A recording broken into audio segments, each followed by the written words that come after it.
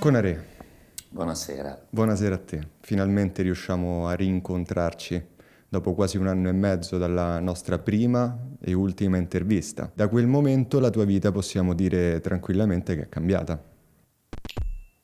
Veramente, nel mondo italiano sì.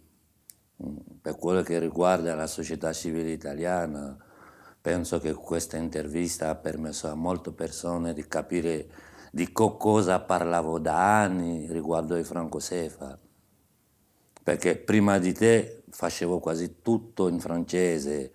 Da quel momento in poi ho capito che la società civile italiana sapeva poco o niente di quello che succedeva in Africa, quindi mi sono adoperato per spiegare in modo semplice e chiaro qual è la reale situazione africana. Dall'estate del 2018 a oggi tu hai fatto molte conferenze, alcune conferenze in cui hai spiegato nel dettaglio il meccanismo del franco CFA, hai continuato a pubblicare molti video, alcuni anche su Me Più, soprattutto hai preparato una denuncia. Alla Corte Penale Internazionale. Ci vuoi raccontare di che cosa si tratta?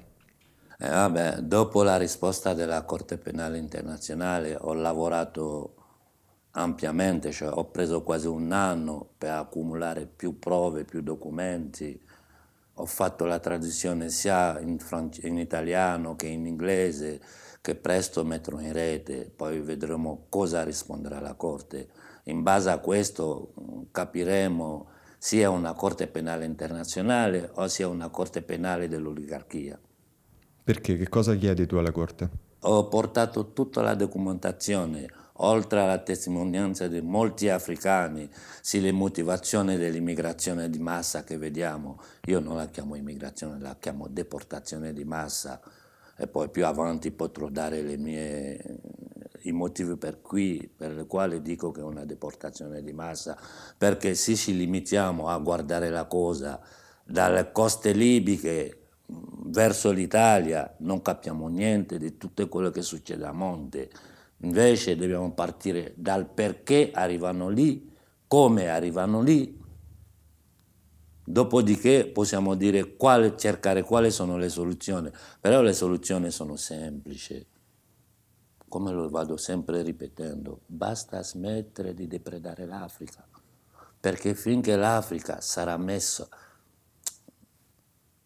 sotto scacco da questo sistema monetario, il franco CFA, che ripeto sempre, è un sistema monetario che la Francia ha copiato dallo Stato nazista tedesco. La Germania, quando ha preso controllo della Francia, come tutti gli altri stati vassalizzati, che cosa ha fatto? Ha preso controllo del polmone economico della Francia. La prima cosa che ha fatto la Germania è prendere il controllo dell'economia francese, svalutare prima il franco francese, dopodiché cambiare il franco francese con un marco tedesco, hai capito? Sotto il loro controllo. È lo stesso sistema che la Francia, dopo il 1945, che l'Africa ha versato sangue per liberare la Francia.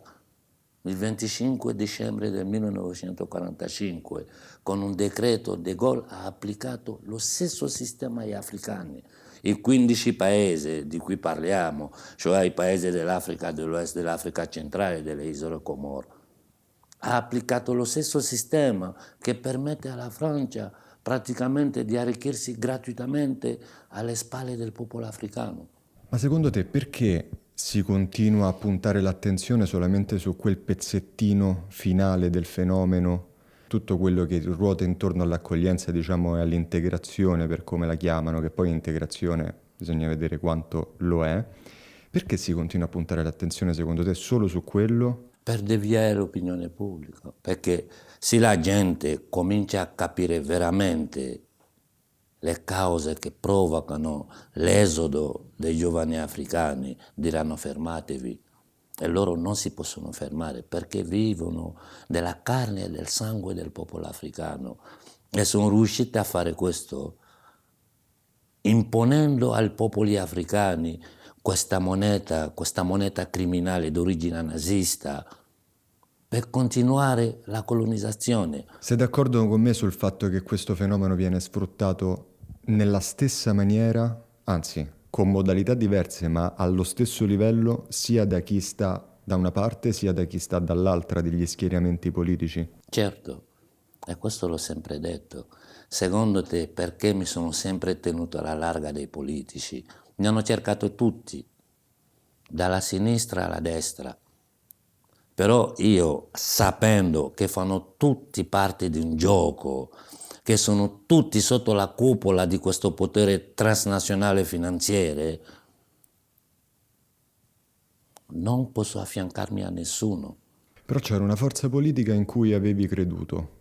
Almeno Sì, le ultime volte che ci siamo sentiti, che abbiamo parlato, non le ultime volte che abbiamo parlato, ma le ultime volte che abbiamo parlato di questi fenomeni, soprattutto della parte politica di questo fenomeno, c'era ancora il governo giallo-verde e c'era in carica, era al governo come ora, il Movimento 5 Stelle.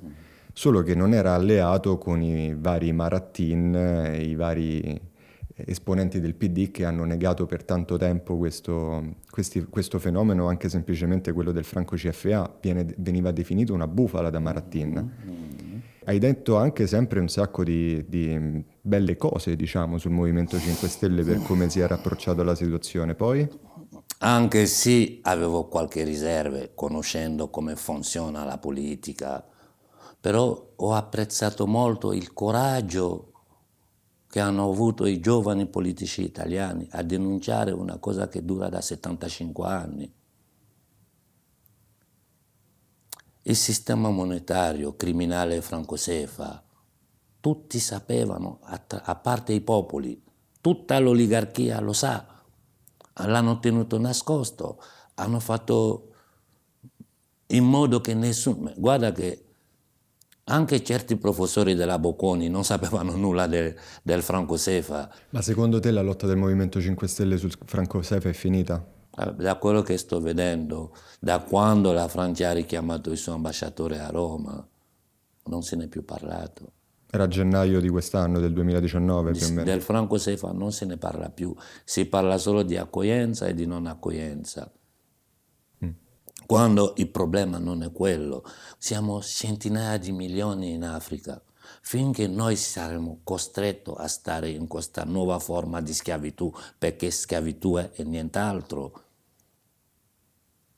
i giovani africani partiranno e il 70% della popolazione africana ha meno di 30 anni. Ci rendiamo conto di quello che può succedere. Quindi o affrontiamo il problema, cioè io non parlo nemmeno più con i politici, parlo con i popoli affinché facciamo pressione su questa oligarchia per cercare di cambiare questo sistema monetario.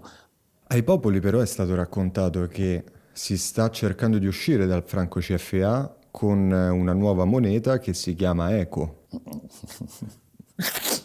È una mega balla, è una mega balla e l'ho scritto.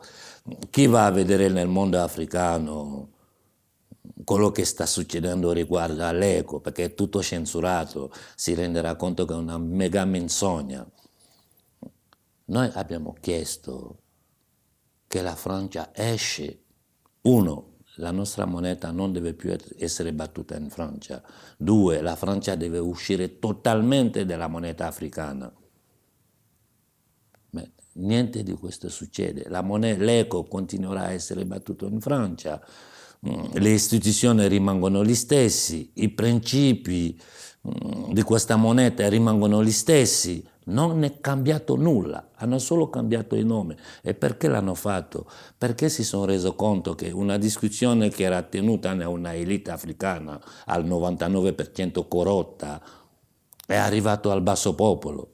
Gli africani hanno cominciato a capire, anzi hanno capito il danno causato dal franco sefa, quindi tutte le popolazioni africane sono in piedi. Che cosa potevano fare altro? Fare il gioco delle tre carte, fingere di cambiare senza cambiare nulla. E tutti i movimenti panafricani si sono messi in piedi per dire che nel 2020 questa moneta eco non dovrà nascere, perché è solo cambiare maglietta. E i governi invece? i governi africani. Come si pongono sull'eco? Ma sono loro. Dire governi africani, secondo me è anche un errore lessicale, perché noi siamo sempre delle colonie. Le delegazioni, diciamo. Ecco, non abbiamo il controllo del nostro territorio. L'Africa è militarmente occupato a tutti i punti strategici. Quella cosa del G5 Sahel, oggi stesso, come ieri, nel Mali la gioventù è in piedi per chiedere la partenza di tutti gli eserciti stranieri, perché abbiamo capito il gioco del terrorismo fasullo per cercare di balcanizzare l'Africa. Il problema della balcanizzazione dell'Africa è un progetto che hanno in mente dagli anni 60, non sono mai riusciti a metterlo in moto. Oggi hanno l'emergenza di farlo, quindi si sono inventato il terrorismo in Africa nera, che non esiste. Cosa esiste? Esistono gruppi di malfattori finanziati, addestrati, appoggiati dai servizi francesi e protetto dall'esercito francese in Africa, nel Mali, che se andate a vedere sui siti africani, vedrete tutto, potrete verificare tutto quello che vi sto dicendo. È su questo che farei la denuncia? Sì, anche questo fa parte. Ho preso tutta la situazione, sia il monopolio francese, cioè l'industria francese, come fanno a monopolizzare tutta l'economia africana, sia l'occupazione militare, il posizionamento delle basi militari francesi, sia come fanno a portare chi è disposto a prendere la sua parte della torta, tradendo il suo proprio popolo, perché questa è la situazione africana. Eugenio, le nostre costituzioni sono state scritte dai francesi. Gli accordi militari tra l'Africa e la Francia sono segreti, ma il poco che sappiamo è disarmante. E come lo vede, diciamo, l'evoluzione della presenza italiana nel Nord Africa? Negli ultimi anni, praticamente da quando è caduto Gheddafi in poi, anzi da quando è stato fatto cadere Gheddafi in poi, si è annullato questo. Lo si sapeva che si saltava Gheddafi, saltava tutto lì. Oggi sappiamo tutti perché Gheddafi è stato ucciso, solo perché voleva aiutare l'Africa a uscire dal Fondo Monetario Internazionale. È sotto i nostri occhi quello che sta succedendo in Ecuador, perché hanno consegnato Assange al governo inglese, i 4 miliardi e mezzo dato all'attuale presidente ecuadoriano, tutta la politica da austerità che lui sta mettendo in moto già da molto tempo, di cui non se ne parlava. Poi c'è stata quella ciliegina sulla nafta che ha fatto alzare tutto il popolo ecuadoriano, e abbiamo visto i massacri che ci sono stati, chissà come andrà a finire. Gheddafi era la garanzia della stabilità in questa zona. Non è che dico che Gheddafi era un angelo, però nessuno può negare che il popolo libico aveva un livello di vita che tutti i paesi arabi invidiavano. Gheddafi, sapendo che l'unico modo di aiutare il popolo africano era creare una moneta africana, si è messo in moto, ha messo sulla tavola il doppio dei fondi che aveva il Fondo Monetario Internazionale per creare il Fondo Monetario Africano, per creare una moneta africana basata sull'oro. Stava tentando di fare delle cose che avrebbe destabilizzato tutto. Quindi tutto l'equilibrio che c'era tra l'Occidente e lo sfruttamento. Hanno deciso di assassinarlo per questo, è semplice, e le prove ci sono, i curiali di Hillary Clinton sono sotto gli occhi di tutti. Ma non vedi il pericolo che però arrivi una nuova potenza magari a colonizzare gran parte dell'Africa? Ad esempio si parla tanto della Cina ultimamente. Certo, il pericolo esiste, solo che i cinesi non hanno mai colonizzato gli africani. I cinesi sono in Africa per fare affari. Chiunque arriva in Africa vede un terreno così senza controllo, dove non esistono. Dico, noi siamo delle colonie, e chiunque visto che l'Africa è considerata come il serbatoio delle materie prime e materie strategiche, ognuno va per cercare di prendere la sua parte. Questa è la realtà dei fatti. Ma come spieghiamo che delle persone rimangono al potere 30-40 anni, sostenute dalla Francia, massacrano chiunque apre la bocca? È perché i francesi si arricchiscono. Quando dico i francesi, preciso bene, qui stiamo parlando di un'oligarchia, non dei popoli.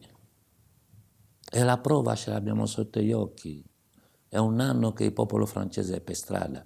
Cosa è successo? Morti, mutilazioni, arrestazione, repressione in tutte le sue forme. Certo che oggi viviamo in un mondo un po' particolare, nel senso quello che vediamo, che abbiamo visto in Francia con i gilet gialli potrebbe essere anche simile a quello che stavi dicendo, che stavi raccontando prima dell'Ecuador e allo stesso modo simile a quello che sta succedendo a Hong Kong. Anche in Africa nera. Poi però se andiamo a vedere la matrice di, diciamo, le motivazioni o anche le forze che probabilmente hanno incentivato determinati movimenti sono di matrice totalmente diversa. Mi spiego meglio.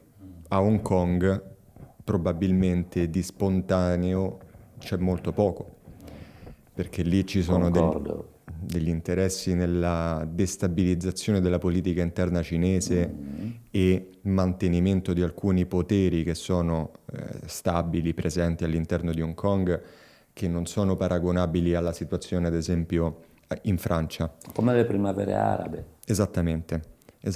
Questo che volevo dire.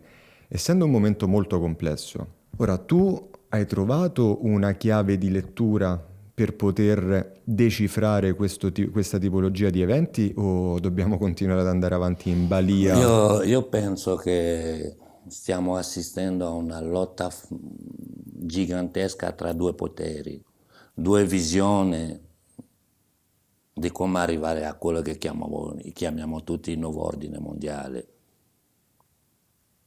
Guardando la politica attuale americana, uno si rende conto, il clan clintoniano e quello dell'attuale presidente, vediamo lo scontro feroce che si stanno facendo tra di loro.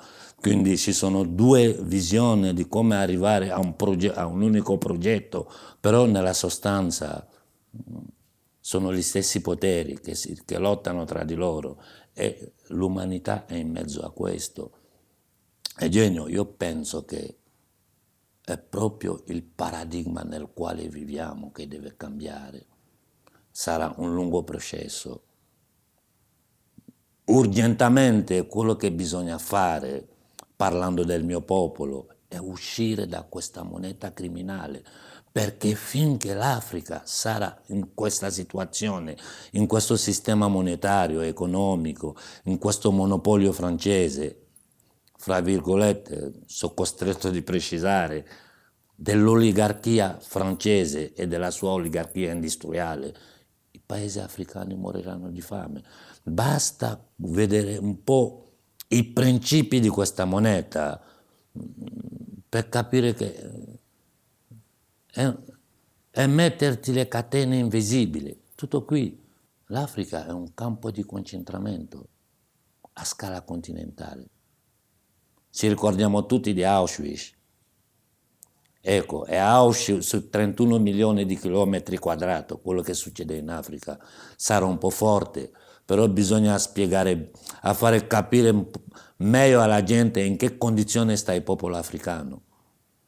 L'Africa è un campo di concentramento, in cui tutti i giorni bambini, donne, vecchi, giovani muoiono di fame, muoiono di guerra.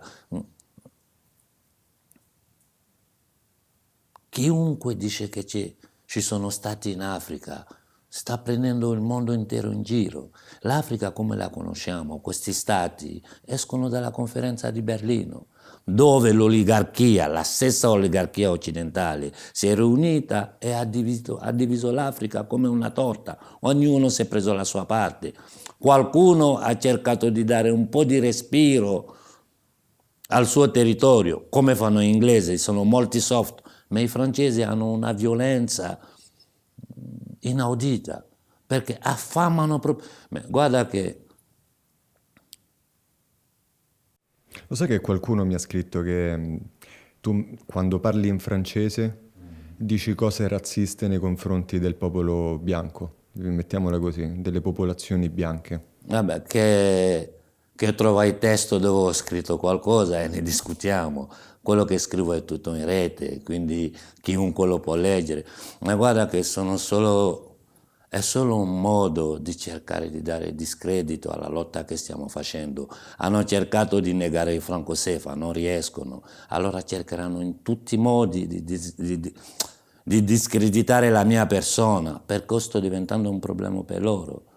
Ma chissà in che sistema viviamo. Sappiamo tutti che è una lotta tra i popoli e l'1%, un'elite transnazionale. Chi ha capito questo non può, ma anche nel mondo africano ci sono gli estremisti che vogliono andare allo scontro con gli altri popoli. Però è tutta gente manipolata dal sistema, perché hanno bisogno di dividere per poter controllare. Io ero sabato a Roma, sono venuto a Roma solo per quella manifestazione. Era una manifestazione italiana, un razzista che fa in mezzo. Hai risposto con i fatti, mettiamola così. Ecco. Poi un'altra parte dei tuoi detrattori dicono che lavori per l'America perché non la nomini mai. Qual è il ruolo dell'America in questa? Come si sta muovendo? Come si stanno muovendo gli Stati Uniti in Africa? Perché Io so di sicuro che gli americani, anche loro fanno il loro gioco in Africa, quindi hanno cercato attraverso le chiese evangeliche di penetrare l'Africa. Ci sono molte ONG americane che in realtà è tutta roba della CIA, sono dettagli che sappiamo. Sappiamo che l'Africom tra un po' sta cercando di installare una base nel Senegal. Quindi gli americani, come tutti gli altri, cercano di entrare in possessione del territorio africano. Per la prima volta nella storia della Cina ha aperto una base militare esterna. Dove l'ha fatto? In Africa. la Cina questo? La Cina. Ok. Tutti cercano di occupare il territorio africano perché sanno che è il serbatoio delle materie prime e delle materie strategiche. Se un solo giorno gli africani bloccano la partenza delle ricchezze africane, l'economia del mondo trema. Questa è la verità. Le fabbriche si fermano, viene tutto da lì. Nel frattempo il popolo africano scappa dalla sua terra per falso terrorismo, per guerre pilotate, perché tutte le guerre che fanno in Africa al nome della democrazia e dei diritti umani sono solo manipolazioni. La democrazia delle bombe, si porta la democrazia con le bombe, si lascia dittatori al potere. Attualmente, non potendo più fare nulla, stanno spingendo i dittatori africani a cambiare la Costituzione per rimanere al potere. In Guinea, da ieri a oggi, ci sono 5 morti.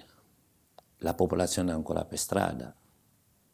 La situazione del Mali, del Kidal, basta andare in rete e vedete tutto quello che sta succedendo. In Camerun stanno cercando di creare una secessione. Ti do il caso del Ghana, che non fa parte del Franco Sefa, che è un'ex colonia inglese. Quando il Ghana ha rifiutato l'aiuto del Fondo Monetario Internazionale, perché loro te lo impongono, subito è nata una secessione in Ghana. Qualche settimana fa c'è stato un tentativo di colpo di Stato. Questo è il sistema. Però non se ne sa niente qua in No, Italia. nessuno ne parla. Il sistema mediatico è completamente Nessuno ne parla. muto. È tutto. Del Franco Sefa hanno tentato di negare Ma l'evidenza. possiamo dire anche in tutta l'informazione, perché poi a parte su MePiù e su pochissimi canali sul web non se ne parla proprio di Africa. E c'è censura totale. C'è una censura totale. Dopo l'ultimo viaggio di Macron e le dichiarazioni che stanno facendo i politici italiani, io mi sono detto qui bisogna muoversi, perché stanno cercando di camuffare tutto. Vedete come queste persone si contraddicono tra loro stessi. Qualche mese fa il governo italiano, nella persona del ministro Di Maio, ha avuto il coraggio di tirare fuori delle parole che hanno risuonato nell'Africa profonda. Oggi non dice più niente. anzi parlano di cooperazione, di accordi con paesi come il Senegal, dove l'attuale dittatore del Senegal, con tutti gli scandali che sono usciti sulla BBC, tangente riguardo al petrolio, tutte le ruberie che fanno, arresta chiunque parla. Ogni giorno viene arrestato qualcuno. Altri sono assassinati. Andate a vedere le galere in Africa, è pieno di prigionieri per delitti d'opinione. Sai cosa stavo pensando, Gunaria? Che finché noi da qui, dall'Italia, da Roma, adesso siamo a Roma, parliamo di queste cose, le vediamo molto distanti. Cioè le vediamo come un fenomeno assolutamente incomprensibile che però ha il suo senso perché ci sono le risorse, è sempre andato un po' così, i poteri sono quelli che sono, eccetera. Ma io sto pensando, ma se domani accadesse anche all'Italia una cosa del genere, quindi sparire dalla scena mediatica mondiale, mentre si fanno dei soprusi sulla popolazione, mentre vengono prodotte guerre, mentre viene saccheggiato il territorio, non so quanto sia realmente comprensibile. Soprattutto perché, come dicevi te, Perciò oggi, dobbiamo oggi se si spiegare. parla di immigrazione, se parla di Maio, se parla di chiunque altro, parla di hotspot in Libia piuttosto che in Tunisia, parla di blocco navale qualcun altro parla di accoglienza indiscriminata, però poi non si affrontano La realmente Libia quali non sono le esiste questioni. nemmeno più, la Libia è no man's land, dove ogni gruppo ha un pezzo di territorio, questo governo fantoscio che cercano di fare passare per il nuovo governo libico. Vediamo le attualità sono sotto gli occhi di tutti, quindi parlare di hotspot in Libia è un bluff. La verità è che vogliono deportare la gioventù africana. È tutto qui. Vogliono l'Africa senza gli africani. Poi siamo un po' realisti, guardiamoci intorno. Quando viaggi per l'Italia, per l'Europa, vedi in che condizioni vivono gli africani. Nessuno li aiuta, nessuno. Sono buttati dietro le stazioni a dormire in condizioni, a vivere in condizioni disumane. Poi fingono di voler aiutare gente in mare, per poi dopo lasciarli per le strade, metterli in condizione di lavorare come schiavi. Ma lo sai una cosa, nei tempi della schiavitù non conveniva ai padroni di lasciare nascere altri bambini schiavi e loro ti sfruttavano fino alla morte perché il mercato era aperto, c'erano sempre nuovi schiavi in arrivo, quindi quello muore, ne compro uno a basso prezzo. Nel codice onere francese si poteva cambiare uno schiavo con un pacchetto di sigaro, Sì, oggi si con fa il la stessa mobile. cosa con i Oggi consumatori è la probabilmente, no? stessa cosa. I giovani Ma africani. secondo te c'entra qualcosa il fatto che l'Europa si sta svuotando di europei? Sì, i dati sono esatti, quasi 200.000 giovani partono dall'Italia, Ogni giusto? anno, certo, Ogni forse anche anno. 300.000 se non sbaglio. Perché partono, nessuno lascia la propria terra perché non gli piace, uno va perché è costretto, gli africani partono. Ma soprattutto non nascono gli italiani. È quello Questa è il una problema. politica voluta da. Ma Eugenio, non voglio entrare in certe. Perché le cose vanno date a piccole No, ma infatti la dosi. mia domanda è più precisa.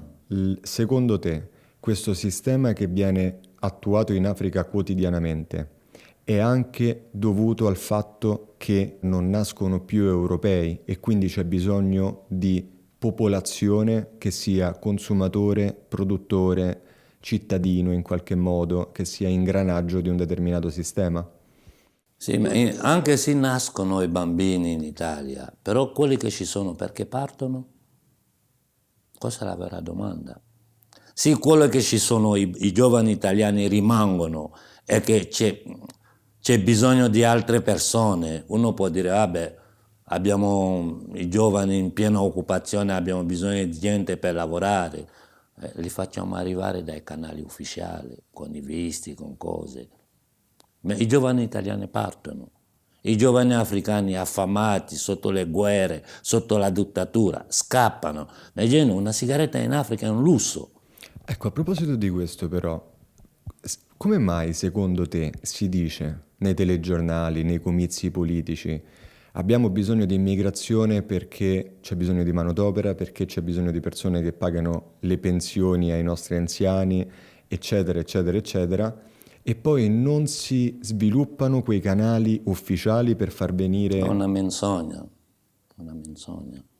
Andiamo nel sud Italia a vedere in che condizioni vivono gli africani che ci lavorano nei campi, e questo dura da 20 anni, dall'inizio degli anni 90 fino ad oggi. La popolazione che lavora nelle piantagioni, nei campi, è triplicata.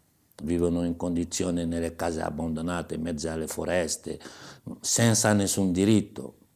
Per qualche spiccioli lavorano al giorno. Tu pensi che un italiano a casa sua accetterebbe una tale situazione? No, preferisce andarsene oppure rimanere a casa, però non accetterà di farsi sfruttare da un altro italiano. Però secondo te perché i governi europei non creano i canali di immigrazione ufficiali regolari? Vogliono uno scontro, e tutto questo fa parte di un progetto diabolico.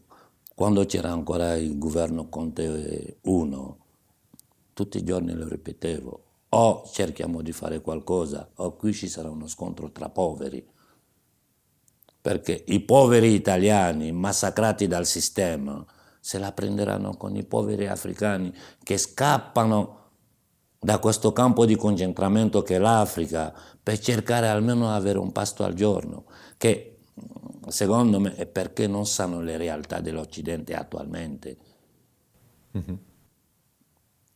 Almeno qui un pasto al giorno non ti manca. In Africa l'acqua potabile non ce l'hanno. Guarda il Niger, da dove la Francia prende tutto il suo uranio. E il cosiddetto presidente del Niger arriva in Italia, lo ricevono a pompa magna, accordi commerciali. No, è che anche l'oligarchia italiana vuole la sua parte della torta, come lo fa la Cina, come lo fanno tutti gli altri, perché siamo in un sistema predatorio. Eugenio, l'economia reale è solo il 5%, tutto il resto è speculazione. Il mercato primario e il mercato secondario, quasi tutto oggi si fa sul mercato secondario, quindi l'economia reale non esiste più. E se non si investe sulle risorse umane, se non si investe nelle aziende, se non si dà la possibilità ai popoli di lavorare in dignità, ci troviamo in queste situazioni. Guarda che in Europa non siamo lontani da lì. Guardiamo che cosa è successo in Grecia. La Grecia è diventata come un paese africano. Te stesso hai fatto un'intervista in Grecia che io ho visto. Più di una. Ecco, sei stato lì, quindi sai benissimo qual è la situazione greca. Chi ha messo i greci in questa condizione? E lì è successo un po' quello che stavamo dicendo prima, quindi prima l'imposizione da parte dell'FMI di un prestito a fronte di dei bilanci che a un certo punto escono fuori essere falsati, dopodiché negli ultimi 3 anni, 4 anni è completamente sparita la Grecia dai radar Nessuno dell'informazione. ne parla più. Nessuno ne parla più e quando sono stato lì, te lo racconto per esperienza, insieme a Tiziana Alterio, tu parli dell'intervista di Tiziana Alterio, delle interviste di Tiziana Alterio, sono 2 pubblicate su BioBlue, 3 pubblicate su MePiù. La cosa evidente che proprio trapela dalle strade, dai palazzi, dalle persone, dagli sguardi, è una totale rassegnazione, un totale sconforto per aver combattuto e in qualche modo perso una guerra che non è realmente persa, è semplicemente spenta. È perché i greci avevano messo una grande speranza in Tsipras, poi l'hanno mandato al potere, lui è andato a Bruxelles, è tornato e ha applicato tutto quello che l'oligarchia criminale finanziaria speculativa gli aveva chiesto di fare. È solo quello. Tsipras ha tradito il suo popolo, come delle persone qui stanno cercando di tradire il popolo italiano. E queste persone non saranno queste persone a dire la verità su quello che succede in Africa.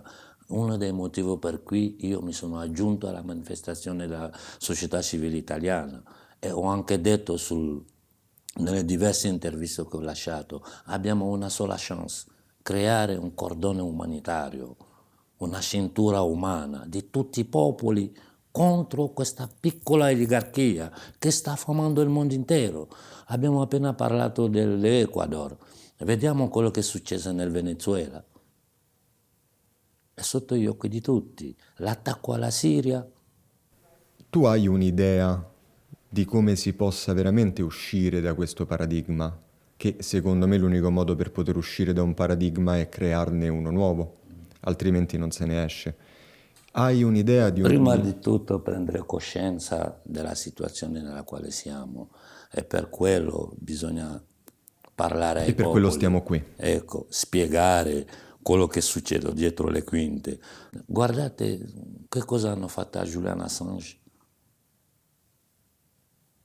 Un'elite così può rispettare i diritti umani. Un paese come la Francia che sta massacrando centinaia di milioni di persone da decenni. Non voglio tornare nei tempi della schiavitù, dei lavori forzati, dico dalle false indipendenze ad oggi. Questa oligarchia sta massacrando il popolo africano sotto gli occhi di tutti e si permette di dare lezioni ad altre persone. Quando convocano i G7, una riunione per parlare del Brasile senza chiamare i dirigenti brasiliani, quelli fanno quello che vogliono, solo che la massa non lo riesce a capire, perché chi accende la TV, vai a sentire i dibattiti che fanno, parlano di tutt'altra cosa. Io dico, ripeto, ogni popolo ha il diritto di vivere in pace e in dignità sulla sua terra. Questo è un diritto naturale. E finché questo non sarà effettivo, su questa terra non ci sarà pace. Parlano di salvare il globo, mentre massacrano gli esseri che ci vivono, tutti, animali, esseri umani, piante, massacrano tutto. Dobbiamo capire che c'è una lotta, c'è una guerra feroce tra noi e questa elite. E finché saremo divisi in bianchi contro neri, in neri contro neri, in bianchi contro bianchi, in musulmani contro cristiani, in ebrei contro musulmani, quelli continueranno a dominare. A proposito di divisioni, è questo il problema grande del panafricanismo, mi dicevi? Perché,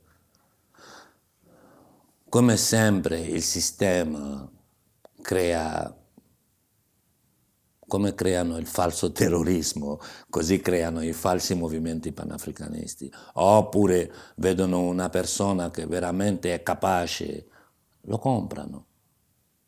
Da un po' di anni da questa parte ho deciso di non scendere più in politica, di fare questa lotta di sveglio delle coscienze, di portare fuori la sofferenza del popolo africano. Poi c'è della gente tagliata per fare la politica, come c'è della gente tagliata per occuparsi di un'economia basata sull'essere umano, al servizio dell'essere umano, non l'essere umano al servizio di una economia, perché qui hanno rovesciato tutto, Eugenio. Io ho visto gli ultimi decenni come hanno distrutto tutto su tutti i diritti conquistati dai giovani, dal popolo italiano riguardo al lavoro. La ciliegina sulla torta è stata il Job Act e questo Job Act lo stanno applicando ovunque in Europa. C'è il mercato che comanda, Ecco. non comandano più i popoli. No. E dico, se il governo italiano vuole fare il falso gioco, se vuole appoggiare il governo criminale francese, che lo faccia. Però non sarà il nome del popolo italiano. Il popolo italiano deve sapere la verità. L'Africa è un campo di concentramento, sorvegliato da negrieri neri, africani come me, che sottomettono il loro popolo con la forza, con l'aiuto dell'esercito occidentale francese, in particolare nella zona subsahariana. Questa è la realtà. Si mantengono Chiunque obbedisce a questi poteri, nessuno parla di lui, anzi lo premiano. Oggi, giorno per giorno, come l'ho detto prima, è il 32esimo anniversario della morte di Sankara. Oggi è il 15 ottobre del 2019. Sono 32 anni che hanno assassinato Sankara. E Sankara diceva che c'è un nemico comune. E certo. Ma secondo te questa affermazione non è un po' pericolosa? Sa un po' di scontro sociale? Quello che è chiaro è che c'è un'elite che sta sottomettendo tutti i popoli attraverso il sistema economico-finanziario.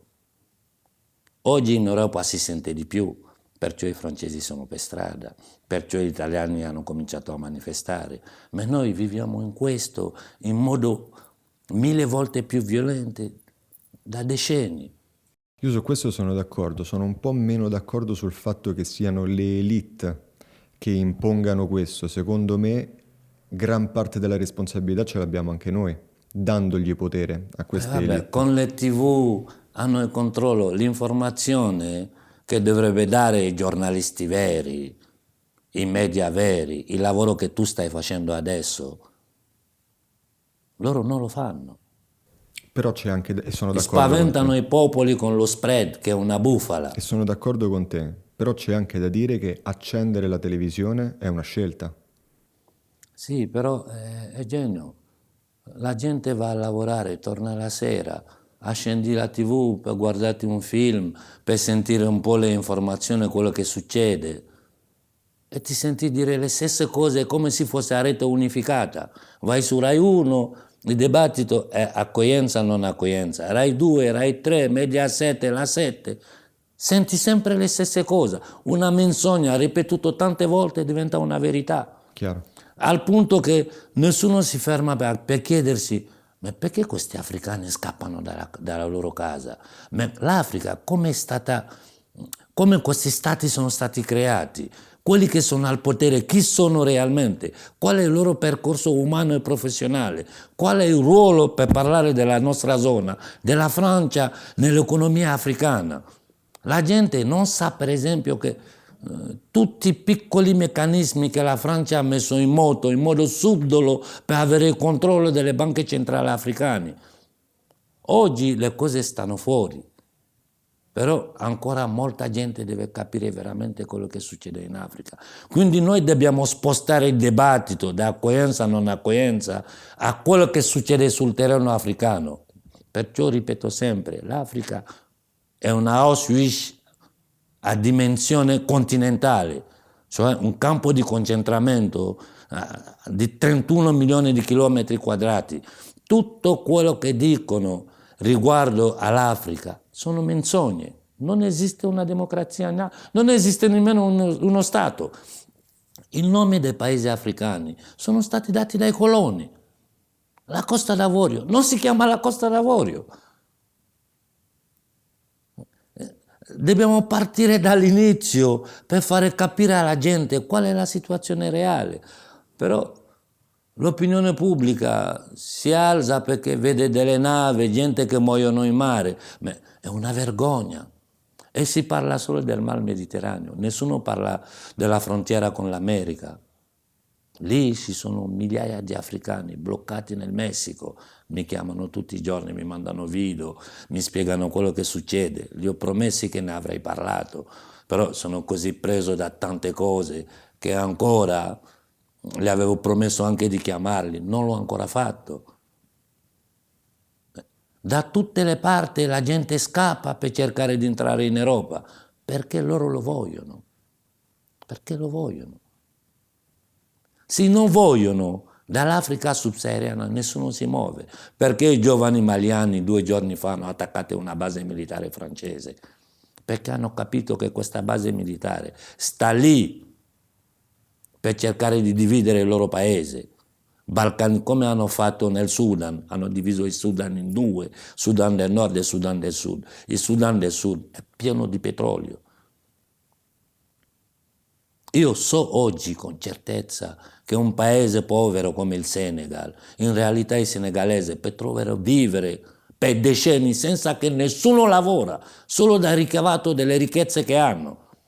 Dove vanno a finire queste ricchezze? Ultimamente tutti gli scandali che la BBC ha messo fuori riguardo alla corruzione sul petrolio senegalese, in Italia non se ne è parlato. Zero.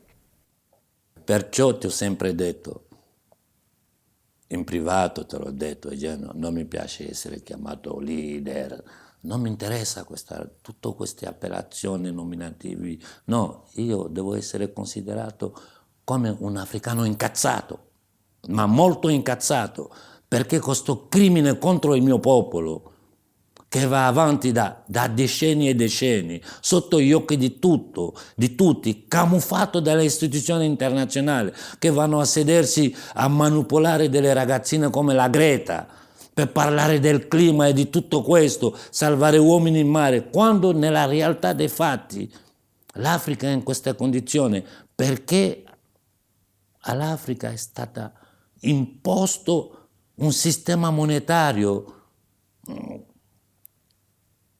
che gli impedisce di crescere. Poi avremo occasione di riparlare del franco CFA in tutti i suoi passi per rinfrescare un po' la memoria delle persone. Oggi non possono più negare l'evidenza del crimine contro l'umanità che è il franco CFA, perciò stanno cercando di camuffare le cose con la nuova moneta africana, l'eco, quest'altro. Io ho letto tutte le dichiarazioni ai giornali, non ho detto nulla, perché so che così funziona. Perché qui in Italia si sono resi conto che la popolazione ha capito una cosa e questo fa paura al popolo, al potere. Chiaro, tutto il discorso dell'ego è uscito fuori proprio a posteriori Sì, di quello che abbiamo combinato noi. Ma 2 giorni fa la Francia ha fatto una dichiarazione dicendo ma cercheremo di migliorare questo sistema monetario, faremo così, daremo più possibilità, faremo aperture. Tutto questo è perché la Francia ha le spalle al muro. Un paese, un'oligarchia, perché qui la società civile francese non c'entra nulla, un'oligarchia che massacra milioni di persone al giorno. Questo è un genocidio. E si permette di lanciare avvertimento a altri stati? Tutte le volte che vedrai lo Stato francese aprire la bocca sui diritti umani da qualche parte, sappi che lo fa perché i loro interessi è compromesso, lo fa perché l'oligarchia dietro questo ragazzino di Macron gli ha dato ordine di farlo. È tutto qui. E chiunque viene al potere in Francia, dall'estrema sinistra all'estrema destra, da 70 anni da queste parti, hanno fatto solo che rafforzare il franco CFA. Ma se i popoli non si svegliano, secondo te che cosa succede? Ci porteranno a questo nuovo ordine mondiale, in cui l'uomo diventiamo tutti dei codici bar e nient'altro. L'intelligenza artificiale messa a servizio dell'uomo è una cosa positiva, ma usata contro l'uomo diventa un'arma letale, giusto? Siamo d'accordo, certo. E loro la usano contro di noi, non la usano per migliorare la nostra vita. Faccio un'ultima battuta, ti ricordi quando arrivava l'Euro, che Prodi diceva che... Lavorerete un giorno in meno e guadagnerete come aver lavorato un giorno in più. E lo stesso Prodi, i danni che ha combinato nel Mali, un giorno ne torneremo a parlare. Perciò dico questa oligarchia transnazionale, questa oligarchia criminale, nascosto dietro l'economia e la finanza. Io ricordo che quando 25-30 anni fa, qui in Italia, camminavi nelle città italiane, vedevi i bottegai, è sparito tutto. Tutto è chiuso. Tutto chiuso. Sì, le serrande stanno tutte giù ormai. Solo i centri commerciali sono aperti. Questi ragazzi sono ragazzi nati l'altro ieri, tra 15 e 25 anni. Sarà normale per loro. Sarà normale per Certamente. loro. Però per un anziano come me, che ho visto trasformarsi le società italiane, francesi, mi spavento. L'intelligenza artificiale può permettere all'uomo di vivere in un altro modo, cioè avere più tempo per se stesso, per meditare, per gioire di questo mondo. È tutto un fatto di ridistribuzione delle ricchezze. Non è detto, non è scritto da nessuna parte che un essere umano deve lavorare 10 ore al giorno per vivere. Tu credi che ci sarà un appiattimento, non ci sarà uno scontro fondamentalmente? Ad esempio Giulietto Chiesa parla di una guerra imminente, altri sostengono che invece non ci sarà, che ci saranno altri tipi di processi. Non lo Tu mi so, hai parlato prima, tu mi hai parlato prima del codice a barre, quindi se le popolazioni, i popoli non si svegliano, il destino sarà il codice a barre, quindi un appiattimento totale. È Tu credi così, questo? è così. Ma quando guardi nelle città vedi dei zombie, dei frustrati, in tutte le città del mondo, e le nostre frustrazioni le scarichiamo tra di noi, mentre loro sono lì. Da una parte concordo con Giulietta Chiesa, anzi io direi che siamo già in una terza guerra mondiale, però non è una guerra come quelle che abbiamo conosciute prima, però siamo in guerra. È una guerra tra l'umanità e una elite. E se loro non arrivano ai loro fini, se non vengono denunciati e mostrati a tutti quanti, con la loro faccia, a tutti quanti, i loro metodi, il loro sistema, quelli, perché con gli armamenti che abbiamo oggi si scoppia una guerra, chissà come va a finire. Poi sappiamo già che vogliono sminuire la popolazione mondiale.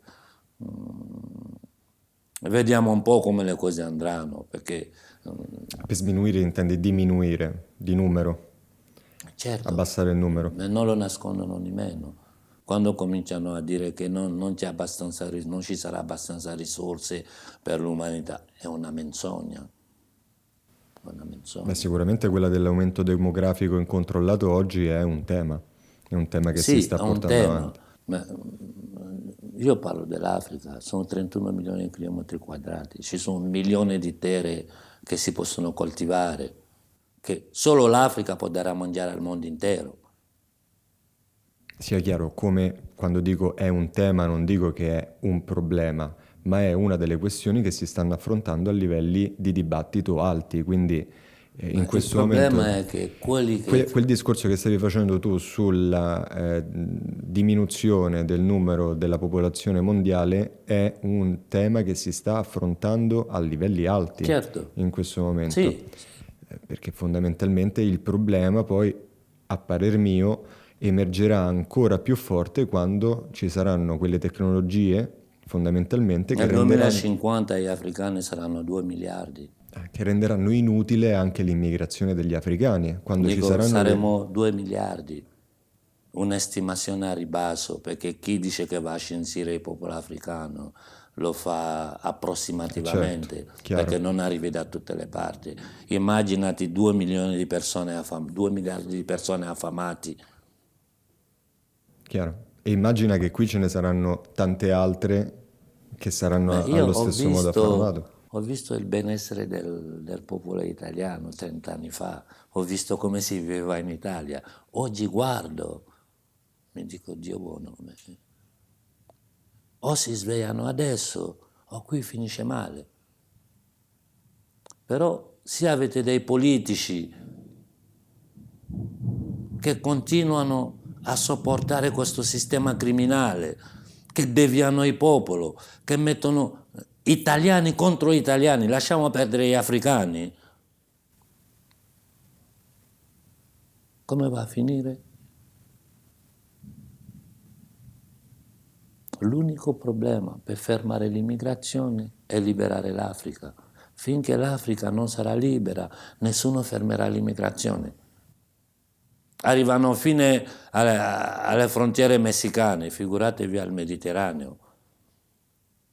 Però una cosa dobbiamo capire tutti, perché è molto importante questo. Passano perché li vogliono lasciare passare, se no nessuno passa.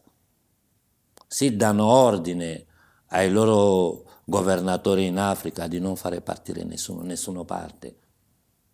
non ci vuole niente a bloccare la banda sahelo-saheliana, li fanno passare a posto. Quindi non serve neanche il blocco navale per No, dire. non serve, non ci saranno nemmeno partenza. Se veramente volevano fermarlo, non lo vogliono fermare. Usano per fare propaganda, per deviare le persone, per creare nuovi schiavi, per creare scontri tra poveri, mentre loro stanno lì premiati dai loro padroni. Quando vedi quanto prende un parlamentare europeo, poi tutti i vantaggi che avrà quando avrà finito il suo mandato, comprano le coscienze. Per non entrare in altri dibattiti più approfonditi, perché già penso che a quelli lì li sto dando un po' fastidio. Abbiamo detto abbastanza, diciamo. Vuoi aggiungere qualcosa prima di salutarci? Io voglio lanciare un appello all'attuale governo italiano, anche se so che non sarà ascoltato. Beh, di solito le tue interviste le ascoltano anche gli esponenti del governo, a quanto pare. L'ultima tua intervista che abbiamo fatto su BioBlu a luglio del 2018 è stata ripresa anche da un sottosegretario al Ministero degli Esteri, pubblicata sulla sua pagina. Sì, quindi, che ho avuto anche il piacere di conoscere personalmente. Maglio Di Stefano. Sì, sì. Diciamo.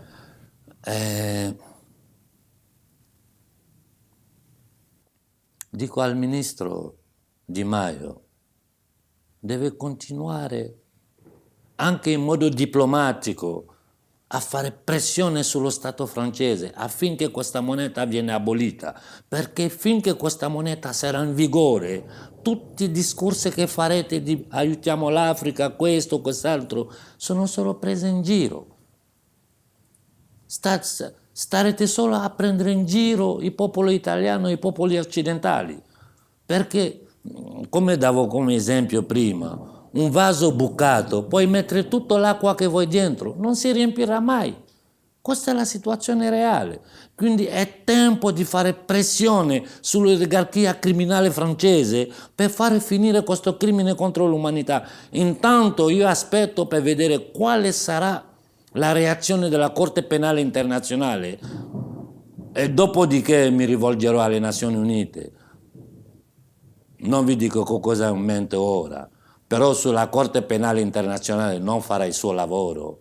Io so quali saranno i prossimi passi che farò. Conare, grazie per essere stato con me su Me Più anche questa volta, grazie mille, grazie della tua disponibilità che è sempre enorme. Sono io che ti ringrazio, Eugenio, perché mi dai la possibilità di spiegare quello di cui nessuno vuole parlare. E io penso che se la società civile italiana sa veramente quello che succede in Africa, nessuno l'accetterebbe. Quindi i nostri popoli si devono parlare, i nostri popoli si devono unire contro questa oligarchia. Dobbiamo delegittimare tutti i politici che tentano di portare avanti, coprire questi crimini contro l'umanità, che siano italiani, africani, cinesi, ovunque un popolo verrà sottomessa da queste catene invisibili. Ci dobbiamo alzare per dire no.